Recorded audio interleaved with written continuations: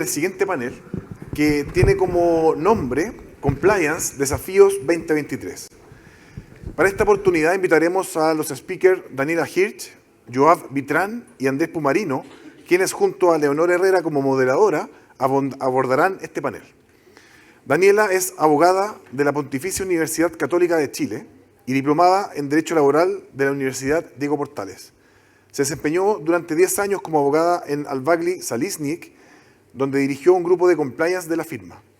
Hace un año asumió en el cargo de directora legal y compliance officer para Chile del laboratorio farmacéutico alemán Grunenthal. Por favor, adelante, Daniela. Bienvenida, un aplauso por favor para Daniela.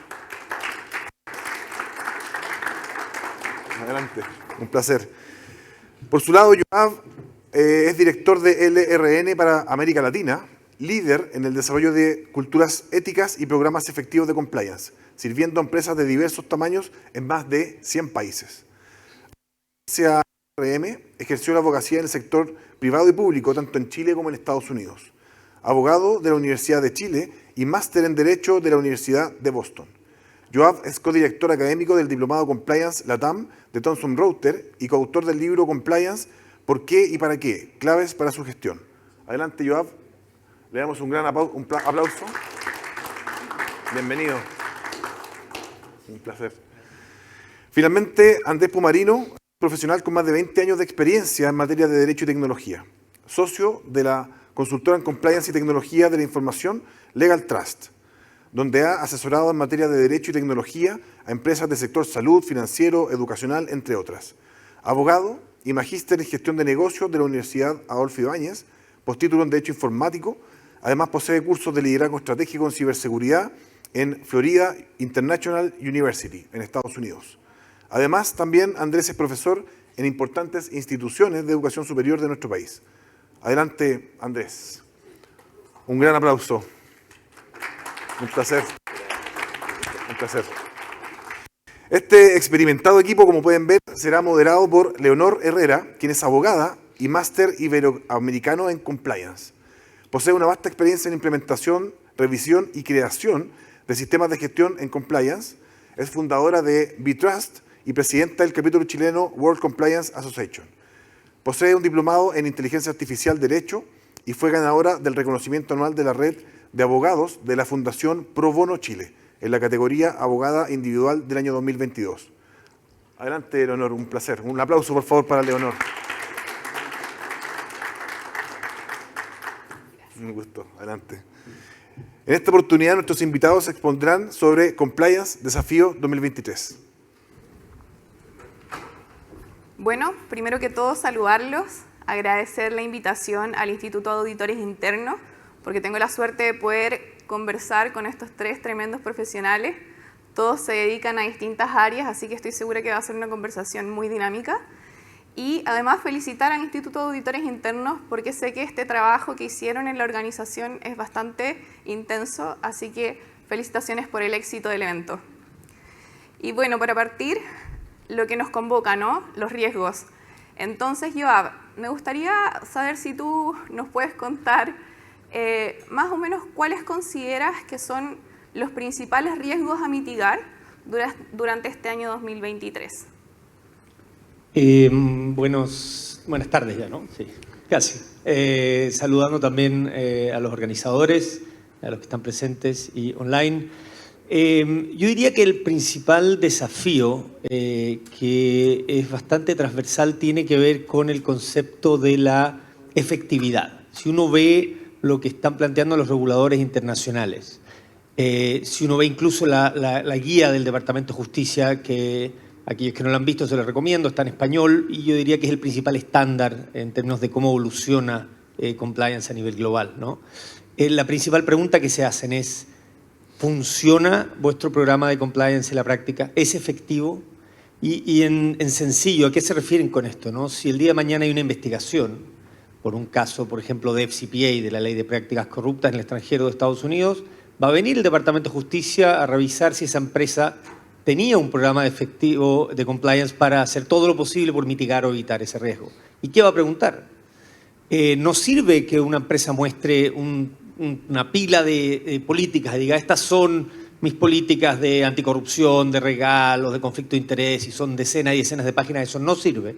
Es muy clara la dirección del DOJ, del Departamento de Justicia, respecto a que esas políticas tienen que ser accesibles, digeribles, aplicables, tienen que hacerle sentido a los empleados o colaboradores. Van a preguntar por una línea de denuncia. Casi todos hoy día tienen una línea de denuncia. Van a preguntar, ¿esa línea de denuncia era confiable? ¿Se utilizaba? ¿Era efectiva? ¿Qué pasaba con las denuncias? Van a preguntar por capacitaciones, pero todos tienen capacitaciones. De nuevo, la pregunta es, ¿quedaba algo después de esas capacitaciones? ¿Generaba algún efecto en los empleados? ¿Cambiaban el comportamiento? ¿Qué pasaba con los que no la pasaban? O todos la pasaban, era muy sencilla. Ese es el tipo de preguntas que tiene que ver con la efectividad. Entonces, si me preguntan hoy día, diría que el foco, mucho más que en los esfuerzos y en las iniciativas de compliance, tiene que ver con los resultados. O por decirlo de otra manera, más que hacer compliance, se trata de obtener compliance. Buenísimo. Varios temas interesantes salieron ahí, porque en algún momento escuché que hablaste de la efectividad de las políticas y al mismo tiempo de la implementación de cierta regulación, ¿verdad? No sé, Daniela, si tú tienes como alguna idea o si te parece que los riesgos pueden estar asociados a la regulación, por ejemplo. Hola, muchas gracias por la invitación, muchas gracias a todos los presentes. El tema de la regulación es un tema permanente en el compliance y es un desafío cotidiano para todos los oficiales de cumplimiento y los que están en este mundo, digamos, no lamentablemente, pero desafiantemente la verdad es que nos enfrentamos cada vez a más normativa, a mayor diversidad, a mayor complejidad de normativa, que nos obliga a pensar nuestros modelos de cumplimiento de una manera distinta, que nos obliga a abordar distintos riesgos, que nos obliga a pensar en controles efectivos, que nos obliga a pensar en cómo transformamos un modelo de cumplimiento que aborde una gran diversidad de riesgos de una manera simple y de una manera eficaz, porque la complejidad es un poco enemiga de la eficacia a veces, ¿no? Porque es difícil que los trabajadores lo entiendan, es difícil que podamos hacer seguimiento, es difícil que podamos controlar la eficacia, ¿no? Entonces, hoy tenemos, digamos, mucha normativa ya acumulada y viene en el camino mucho más. Tenemos a punto de ser aprobado en el Congreso, y aunque lo venimos diciendo como hace muchos años, pero esta vez sí que sí, a punto de ser aprobada la Ley de Protección de Datos Personales. Y ahí vienen varias obligaciones en términos de compliance. Tenemos la posibilidad de establecer modelos de cumplimiento, de designar a un oficial de cumplimiento en materia de protección de datos y todo lo que eso implica. Pero tenemos también el proyecto de ley de delitos económicos, que está en segundo trámite constitucional, que está con suma urgencia. Por lo tanto, esperamos como probable que esto se apruebe en el corto plazo. Y si se aprueba en el corto plazo, la normativa como está hoy nos da 12 meses de vacancia y a partir del mes 13 la obligación de tener modelos de cumplimiento que incorporen más de 100 delitos en el modelo de prevención. Entonces, pensar hoy, porque si eso se aprueba ahora, digamos que se aprueba en agosto, bueno, tenemos un año para incorporar 100 delitos a nuestro modelo de prevención. Eso es un gran desafío para el 2023. ¿Cómo lo vamos a hacer? ¿Cómo lo vamos a pensar? Porque si pensamos en delito por delito y voy a capacitar a todos mis trabajadores en 100 delitos, voy a tener un problema. Entonces tengo que pensarlo de otra manera. Y eso es un gran desafío. Y lo mismo pasa con lo que mencionabas tú, las guías del Departamento de Justicia de Estados Unidos. Establecen estándares que son interesantes de incorporar acá, aun cuando no sean necesariamente vinculantes en lo inmediato, en muchos casos sí lo son. Y además te establecen una pauta, una guía relevante. Acaban de haber modificaciones respecto de qué se espera en las políticas de compensación, cómo compensamos a los trabajadores, cómo les establecemos incentivos y también qué hacemos con esos incentivos cuando detectamos un incumplimiento. Lo que espera el Departamento de Justicia es que nosotros recuperemos la compensación que se entregó, que recuperemos el bono pagado en la comisión. Bueno, eso implica una serie de medidas y ver cómo se adecua a la legislación local. Así que desafío en lo regulatorio, muchísimo. Sí, muchas gracias, Daniela. La verdad es que creo que es como una bomba de desafíos, ¿no? Ahí ya abarcamos un montón de temas, lo mismo con la efectividad, porque si no tenemos cómo hacerlos efectivos, la verdad es que no sirve.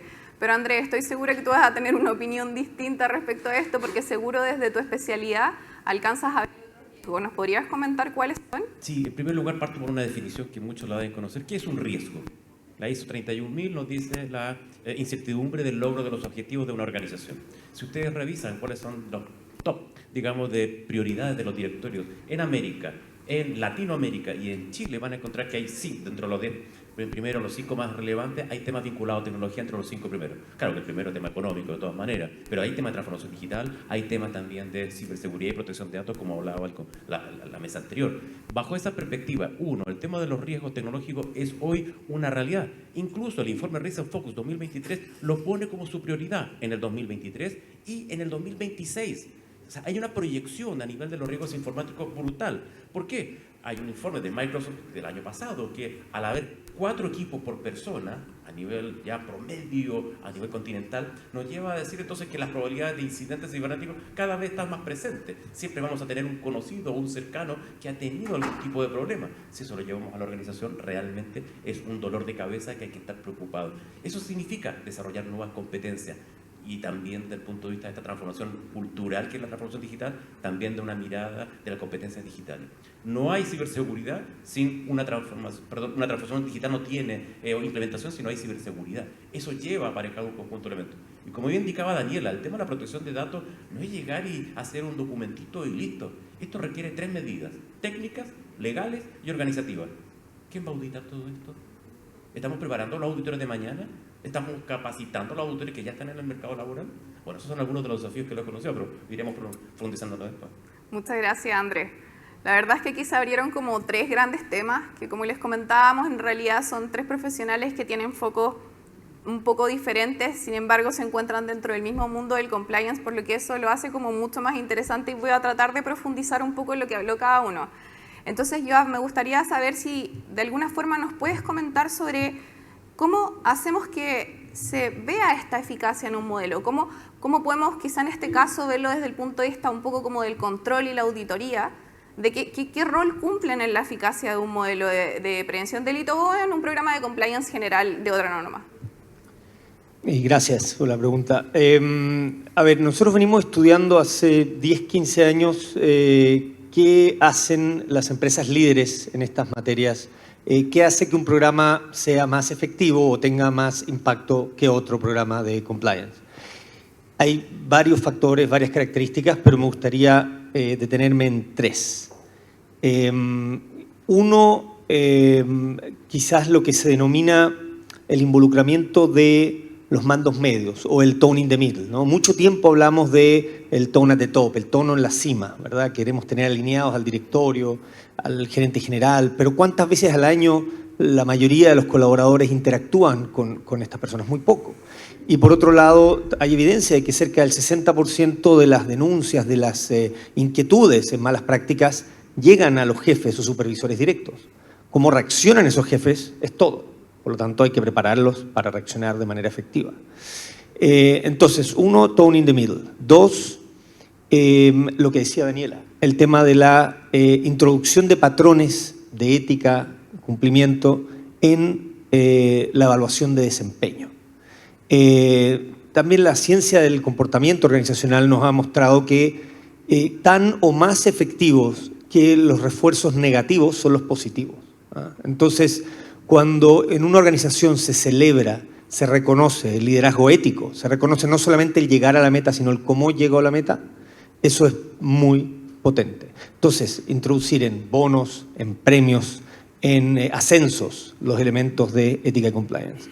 Y tercero, un concepto que se repite en las organizaciones que lo hacen bien, tiene que ver con la percepción de que existe una justicia organizacional. Y esto se traduce como el que existe una misma vara para medir a todos los colaboradores. Que cuando se ve implicado en una mala práctica un alto gerente o la estrella de ventas, tiene las mismas consecuencias que el más humilde de los trabajadores. El hilo no se corta por lo más delgado. Obviamente también hay obstáculos para la efectividad. Es recurrente ver la falta de presupuesto, la falta de staff, de personal, el poco apoyo del directorio. Y también respecto a lo que preguntabas, Leonor, un obstáculo común es ver la falta de colaboración entre las distintas áreas, donde está compliance, legal, auditoría, recursos humanos. Eso es una receta para la falta de efectividad. Muchas gracias. Andrés, en tu caso que nos conversaste un poco como más del lado de la ciberseguridad y efectivamente la importancia que tienen en el informe de Risk in Focus de 2023 y a 2026 en que ya pasa a ser lo top. ¿cómo lo hacemos? Porque en realidad es algo súper técnico, es algo nuevo. Muchas empresas se preguntan, ¿cómo puedo implementar en mi modelo de prevención de delitos medidas de control sobre estos delitos cibernéticos?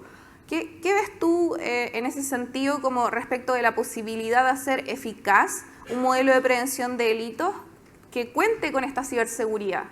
De hecho, está pasando. Ha sido difícil poder implementar las figuras nuevas, las 8 figuras que incorpora dentro de la 21.459, que es la reforma de los delitos informáticos, que dicho sea paso era una necesidad desde el año 1993, no modernizábamos nuestra ley de delito informático.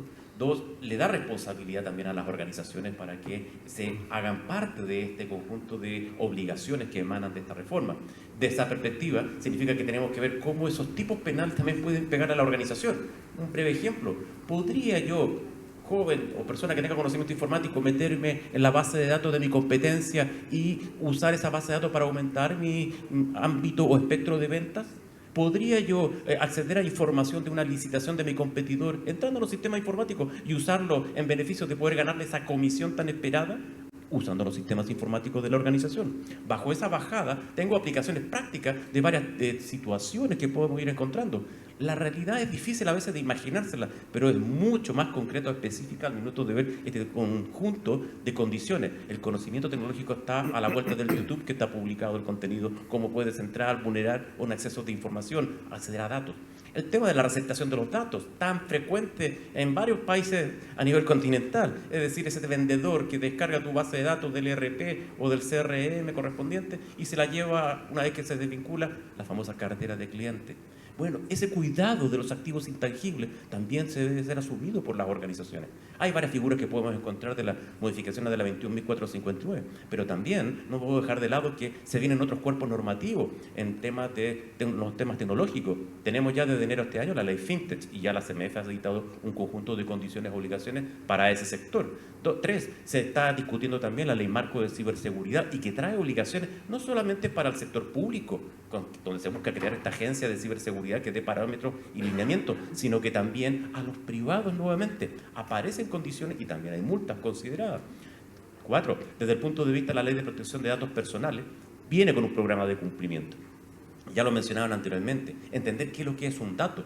Todavía no entendemos lo que es el dato. El dato es la unidad mínima de información, un número de cédula de identidad. Y ese dato hoy puede tener algún impacto, por supuesto. ¿Se han googleado en internet? ¿O su root? ¿Se lo han googleado? ¿Y qué han encontrado? ¿Por qué aparece su root? ¿A dónde está indexado? ¿Quién lo tomó? ¿Por qué me piden el root cuando voy a comprar a tal o cual supermercado? ¿Para qué van a usar mi dato al minuto de pedírmelo en la lista o en la fila del supermercado? Es que me quieren mucho, así que me van a regalar un Tupperware, ahora que hay que comprar Tupperware. Bueno, ¿para qué van a usar los datos? De esa perspectiva, tenemos que entender que la lógica del cuidado de la información es relevante porque se transforma en un activo intangible.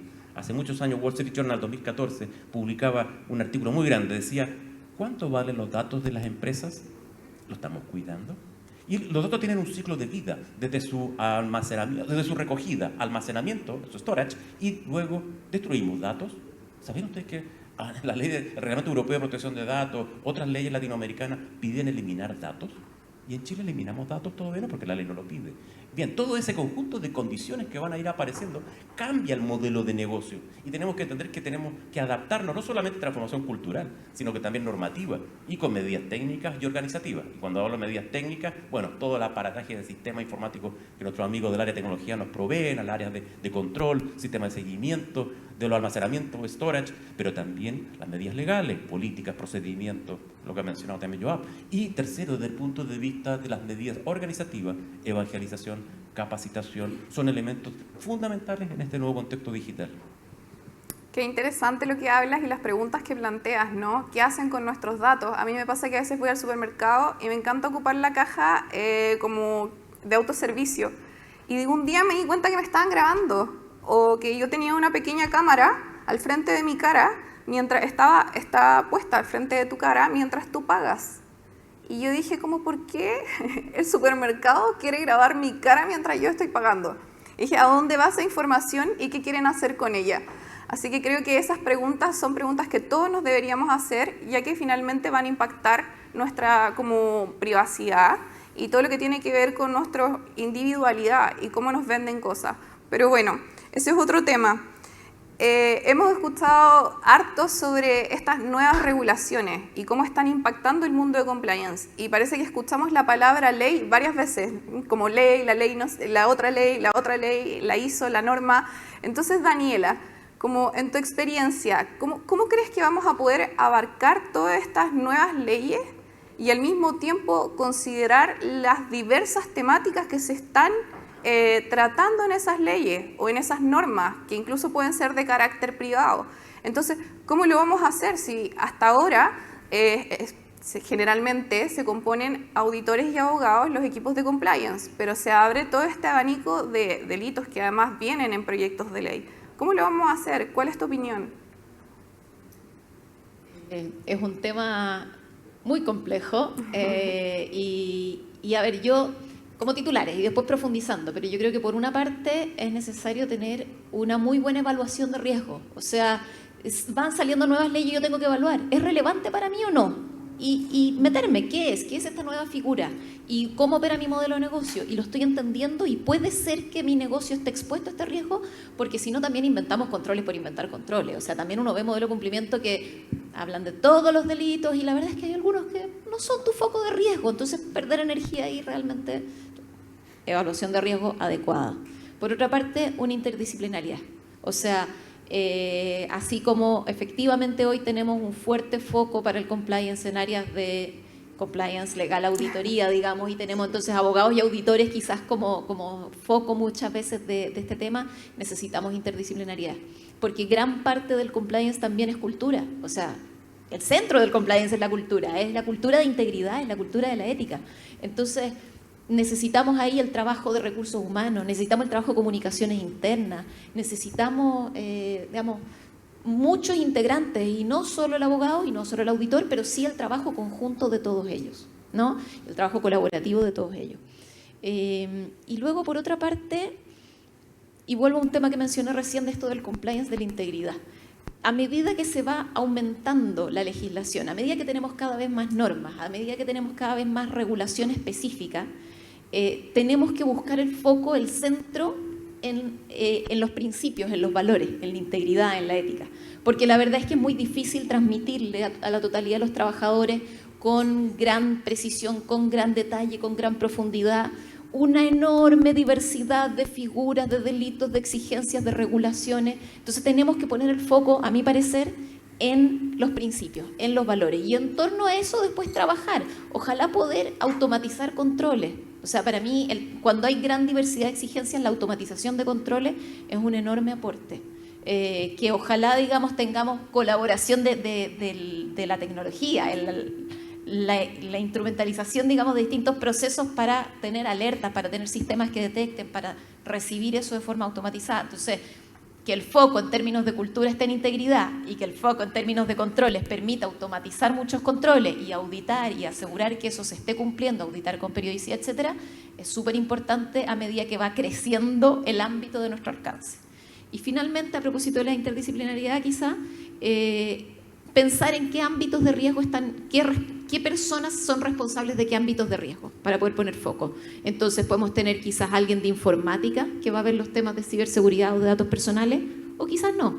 Alguien de recursos humanos que va a ver ciertos temas, alguien de compliance, auditoría, todos juntos forman un equipo, son diversos equipos, pero entender que hay ámbitos de riesgo que pueden estar bajo distintas personas, y eso también permite establecer como, digamos, detección de riesgos más fina, controles más finos, seguimiento más fino y también capacitación y trabajos con los equipos cada vez más precisa, más clara, más como directo al grano. Buenísimo. Sí, hay mucha importancia en la interdisciplinaridad y yo creo que va a ser cada vez más potente. Yo no sé si tú hablaste de los mandos medios, me encantó la idea, no se habla mucho de los mandos medios, siempre vamos al tone of the top. ¿Cómo ves que eso a lo mejor podría impactar respecto del tema de la interdisciplinariedad, la aplicación de diversas normas? ¿Cómo a lo mejor lo ves como una fórmula, por ejemplo? Sí, primero muy en línea con lo que decía Daniela, ¿no? No soy muy amigo de parcelar compliance. Hoy día se habla mucho de, no sé, compliance penal, compliance medioambiental, compliance en ciberseguridad, compliance hoy día en el consumidor. Compliance es, en general, las empresas que hacen esto bien y que son líderes, es digámoslo, multidimensional, es holístico, es uno solo. El objetivo, como decía Daniela, es básicamente construir y sostener una cultura ética. Y a través de eso mitigamos todos los riesgos. Obviamente la multidisciplinariedad es fundamental para poder lograrlo, pero compliance es uno. El objetivo es uno y las herramientas son básicamente las mismas, como decía Andrés, capacitación, evangelizar, cultura. Ahora, respecto a los mandos medios, yo te diría que si bien, como decía antes, 60% de las denuncias se transmiten a ellos, solamente el 2% reconoce haber tenido alguna capacitación para reaccionar. Entonces, ¿qué pasa? Llega una denuncia, llega una inquietud y reaccionan bastante mal.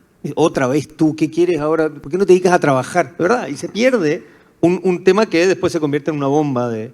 Entonces, el poder capacitar a esos mandos medios es lo que hace la diferencia al final en la efectividad. El lograr que puedan transmitir a sus equipos las expectativas de compliance de la compañía, porque son los mejor posicionados en términos de entender los riesgos y de conocer a los equipos que están en el frente donde ocurren probablemente las malas prácticas. Gracias, Joab. Andrés, un punto que a lo mejor nos podrías como ayudar a comprender desde esto que está hablando también Joab y Daniela, es como en tu experiencia que tu área es bastante técnica y me imagino que explicar conceptos técnicos cuando ya explicar el compliance es un poco complejo, debe ser un poco más difícil. ¿Cuál ha sido tu experiencia en términos de capacitación o recepción de estas medidas técnicas dentro como de la aplicación en las empresas, organizaciones? Sí, una de las realidades que tenemos que abordar como chilenos es que estamos siempre esperando al final, que salga la ley, y una vez que salga la ley comenzamos a implementar, a capacitar, a diagnosticar, implementar y capacitar. Ese es un grave error que tenemos que dejarlo atrás porque ya pasó, miremos lo que ocurre en Europa con el GDPR, el Reglamento Europeo de Protección de Datos, países... Típico pasa, los latinos llegaron al final, españoles, italianos no fueron capaces, incluso al día de hoy hay empresas en Italia o España que no han cumplido las normas en materia de Reglamento Europeo de Protección de Datos. ¿Por qué? ¿Será parte de la cultura? No lo sé, no soy sociólogo, pero dejo esa perspectiva, tenemos que sacarnos ese switch desde el punto de vista de reaccionar a la norma. Tenemos que implementar la autorregulación interna, y esa autorregulación significa, en los temas tan complejos de los que estamos hablando, particularmente los temas tecnológicos, requieren tiempo. Una organización requiere a lo menos 12 meses para poder instalar una microcultura dentro de una organización, con distintas etapas al minuto de querer consolidar un proceso. Y esa responsabilidad puede ser parte del jefe o gerente de cumplimiento. Hoy día escribía en LinkedIn sobre la preocupación o la soledad que vive este responsable que toma decisiones, porque tiene que estar moviendo una organización, moviendo las unidades, no lo escuchan de arriba, no lo escuchan de abajo. Bueno, ¿qué medidas se pueden empezar a implementar dentro de la organización? Entonces, uno de los temas que tenemos que abordar es generar aliados. ¿Cómo lo vamos implementando? Dos, la tecnología, como bien decía Daniela, es vital. ¿Cómo podemos usarla a nuestro favor? Si somos abogados, bueno, ahí vamos a tener que pasar al ámbito de la tecnología, aprender un poquito de qué tipo de software, qué herramienta. Una palabra que nunca me he olvidado cuando me tocó instalar SAP hace unos 18 años atrás en una gran empresa: parametrización. Parametrizar, es decir, lo que ocurre en la cultura de la organización, cómo lo voy a poder llevar a ese software, a ese sistema, de tal manera de que sean la realidad de la organización y que no sean propios, digamos, de inventivas, sino que tienen que ser reales en las políticas, en los procesos y en los procedimientos que tenga la organización. Tienen que conversar, si no los sistemas van a ser bastante inútiles. Bajo esa mirada, también otra recomendación que uno puede empezar a mirar es todo lo que es la concientización en la alta dirección. Hemos hablado del nivel medio, pero también los señores directores, ¿saben cuál es el promedio de la edad? No quiero discriminar, yo estoy cerca ya de esa edad, pero el promedio de edad de los directores de empresa en Chile, 60 años. Y entonces, cuando uno me tocó darle una capacitación a un holding de muchas empresas en Chile, ya hablamos de la seguridad del WhatsApp, todos usando WhatsApp. ¿Y están seguros? ¿Qué medidas puedo tener o qué medidas me puedo involucrar? Y desconocían los riesgos que hay al minuto de recibir un mensaje que puede ser complicado. Voy con el código de los QR, es un dolor de cabeza. Dos, no te conectes nunca desde el aeropuerto para poder enchufar y recargar tu celular. No lo hagan nunca, porque hoy cada vez más las técnicas es allí infectar esa maquinita para que pueda capturar tus datos.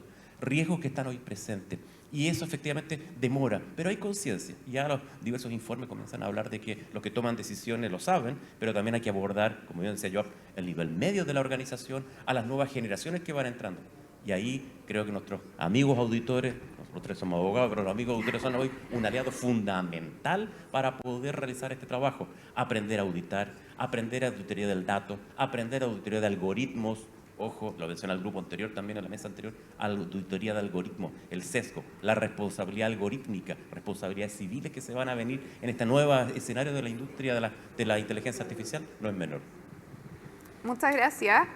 Bueno, te voy a tener que volver a preguntar porque en realidad nombraste algunas cosas que creo que ya es como el futuro presente y que son los software de auditoría, lo que tiene que ver con los algoritmos, auditoría de algoritmos y finalmente la inteligencia artificial aplicada al compliance, que ya es como algo que inminente. Entonces, desde tu punto de vista, ¿cuáles serían como este impacto tecnológico yendo a lo concreto? Como por ejemplo lo que sería la utilización de un software o cuáles son los beneficios, etcétera. ¿Cómo lo ves tú? Bueno, una de las cosas que decía también el grupo anterior, me cuelgo de eso, las planillas Excel. Dos, Sí. una palabra, normograma. No lo pillé. ¿Qué es lo que es un normograma? Lo aprendí de una empresa colombiana con inversión en Estados Unidos, en Inglaterra. Queremos un normograma. Normograma. Y empecé a buscar qué es lo que es un normograma. Un normograma es simplemente el listado de todas las normativas legales, administrativas, y que esas normativas luego cómo me impactan en la organización, cómo se implementan, el porcentaje de tiempo que me va a demorar llevarlo. Claro, a planilla Excel es bien agotador, pero hay software en la industria que eso lo dan, y la industria Legal Tech está entrando fuertemente en ese contexto. Tres, todo lo que es auditoría de datos es una realidad que está a la vuelta de la esquina. Lo trae el proyecto de ley Protección de Datos por Diseño o Protección de Datos por Defecto, y también el EIPD, Evaluación de Impacto en Protección de Datos. Ojo, conceptos que van a tener que comenzar ya a manejar porque alguien lo tiene que auditar. Y desde el punto de vista de inteligencia artificial, ojo también respecto del uso de estas herramientas en beneficios que pueden ser ajenos a la regla de servicio. En noviembre salió ChatGPT, estábamos jugando en clase en un magíster en ciencia de datos que hago clase y me encuentro con que tenía muchas posibilidades, incluso te hacía contrato. Hoy ChatGPT ya no te hace contrato y tiene un disclosure que dice no tenemos facultad para poder generar documentos de carácter legal. Vamos, si fue modificaciones. Entonces, dicen que ChatGPT es más bien un charlatán porque te conversa más que realmente de ser una aplicación propia de inteligencia artificial. Pero ahí vamos a tener que ver la realidad de cómo se vincula al servicio, a las áreas que pueden ser utilizables dentro de una organización. Ahora, podría extenderme más, pero... Gracias, Andrés. Joab, y en tu experiencia, ¿cómo van a enfrentar la tecnología, el uso de la tecnología? ¿Lo van a implementar? ¿Están esperando? ¿Qué es lo que piensas tú? Está como pudor hablar después de Andrés en este tema con la expertise que tiene, pero a ver, yo diría que como en otras áreas, la tecnología ofrece desafíos y oportunidades, ¿no? Andrés también nos puede ilustrar respecto de cómo se vuelven cada vez más complejos los ataques cibernéticos y su prevención, ¿verdad? Por otro lado, no sé si lo mencionaste, pero el regulador norteamericano está emitiendo y se está pronunciando respecto de cuál es la responsabilidad de las empresas para controlar y preservar las comunicaciones de sus colaboradores en aplicaciones como WhatsApp, Telegram, Slack, etc. Entonces las expectativas regulatorias también están cambiando. Pero a la vez, diría yo, la tecnología también nos está dando herramientas para ponernos al día y ser, volviendo más efectivos en nuestro compliance. Hoy día podemos ver la interacción de un colaborador con nuestro código de conducta. Podemos con una aplicación tomar una decisión basada o no en nuestras políticas y preguntar en el momento, compliance on demand, por decirlo así. Podemos saber medir la cultura ética de nuestra organización y saber en qué área o en qué geografía tengo más riesgo de que ocurra determinada mala práctica. Entonces, al final yo te diría que no soy pesimista, sino que creo que más bien está en nosotros y en nuestras organizaciones el aprovechar esas oportunidades de la tecnología para también prevenir y mitigar los riesgos que la misma tecnología nos entrega. Gracias. Y Daniela, ¿te gustaría agregar algo? No sé si ustedes ya ocupan, por ejemplo, software de auditoría o todavía como que están en proceso de implementación. ¿Cuál ha sido tu experiencia? Mira, como decía yo, es difícil hablar después de gente con esta experiencia, sobre todo en temas de tecnología. Pero yo quisiera agregar quizás como un solo punto que a mí me parece interesante como reflexión, ¿no? Y es que todas estas herramientas tecnológicas son de mucha utilidad para nuestros procesos y la automatización que hablaba antes de los controles y el uso de la inteligencia artificial pueden ser de gran utilidad. para mí uno de los riesgos importantes, y no sé cómo lo ven ustedes, pero es que de algún modo evitar la deshumanización, como que la automatización no signifique deshumanización. ¿Y a qué me refiero? Me refiero a que dejar en manos de la inteligencia artificial o de los procesos automáticos la toma de decisiones, ¿no? De que en el fondo no intervenga una cabeza humana en el análisis, en la evaluación y en la toma de decisiones final. Y ojo, porque esas cosas ya están pasando a veces sin que nos demos cuenta. Pensemos en casos que han sido públicos, bien conocidos, digamos, pero empresas que tenían un sistema de inteligencia artificial para filtrar currículums y a partir de eso, digamos, avanzar en los procesos de selección de personal. Y la verdad es que esa inteligencia artificial estaba cargada de un modo tal que terminó siendo una selección muy sesgada hacia cierto tipo de perfiles, en términos de raza, género, edad, etc. Entonces, en esos procesos automatizados hay riesgos de compliance y tiene que haber una reflexión humana para que el compliance sea también verdadero, ¿no? Entonces ahí creo que hay un tema interesante para reflexionar hacia el futuro de cómo aprovechamos estas herramientas, pero no dejamos que se superpongan a esta decisión personal. Buenísimo, muchas gracias a los tres. Por tiempo creo que tenemos como para recibir una pregunta del público. No sé si alguien tiene alguna pregunta que quiera hacer. Tenemos una pregunta que llegó por digital. Okay. Un tal ChatGPT quiere hacer una pregunta. No, tenemos una pregunta de alguien de Público Digital que es Pablo Núñez. Él nos envía la siguiente pregunta referente a la ley 20.393. Voy a tratar de resumir la pregunta porque es larga, pero en el fondo esa ley impone ejecutar acciones en el fondo de mitigación, prácticas que se tienen que monitorear, controles bajo ese nuevo escenario de delitos que están en ese catálogo. Entonces la pregunta de él es cómo generar esos controles pero con los mismos recursos. O sea, en el fondo siente que de alguna manera hay muchos desafíos, muchas normas, muchas leyes, mucho que cumplir, pero somos los mismos. ¿Qué recomendación podrían dar ustedes al respecto? No dormir. Yo partiría por decir que esa misma norma exige que la empresa ponga a disposición del oficial de cumplimiento recursos y facultades adecuadas. Y por lo tanto, no se puede pretender cumplir con los mismos recursos. Es iluso. Uno tiene que tener recursos adecuados. Por supuesto que los recursos son limitados. Todos quisiéramos tener más recursos y poder contratar el último software y poder tener más personal y poder auditar más veces y poder tener un consultor externo. Y no podemos. Y tenemos que acotarnos. Pero tenemos que contar con recursos adecuados. Entonces, eso es lo primero, ¿no? Y lo segundo, no dormir. No, la verdad es que sí. Sí, no, en esa misma línea. Creo que hablaban acá de las alianzas. Creo que hay programas incluso bastante estructurados de cómo ir generando esas alianzas. Hay empresas que tienen embajadores de compliance o champions, se llaman, de ética, en donde un equipo pequeño puede coordinar y más bien dedicarse a gestionar esto, pero está delegado en los distintos equipos, en las áreas del negocio, la tarea. Y además también crea esta conciencia de que compliance es tarea de todos. Es como decía Daniela, es una cultura. El DOJ dice, es una cultura, no es una política. Creo que por ahí va la solución. Y fundamentalmente, siguiendo la lógica de Joab, también desde el punto de vista de microéxitos, pequeños éxitos te van a ir logrando, ir avanzando e instalando la cultura, desde generar microcursos de capacitación hasta generar pequeñas actividades. Y las alianzas son fundamentales con los colaboradores, que tengan algún tema de interés, uno puede ir generando una suerte de asociación dentro de la organización y vas logrando atraer esas áreas que a lo mejor son tan lejanas y las puedes incorporar en tu plan, en tus capacitaciones, en la concientización que se necesita. Muchas gracias. Antes que se vayan, queremos hacerle un presente. Vamos a invitar a uno de nuestros directores, al señor Jorge Vadillo, para que por favor les haga entrega de un presente agradeciendo toda la generosidad que tuvieron en compartir su experiencia y su conocimiento. Muchísimas gracias a ustedes por la invitación, a los panelistas nuevamente, tremendos profesionales. Así que también al público esperamos que hayan quedado con ganas de aprender un poco más de estos temas. Así que muchas gracias. Un aplauso. ¿Está bajo el límite de regalos?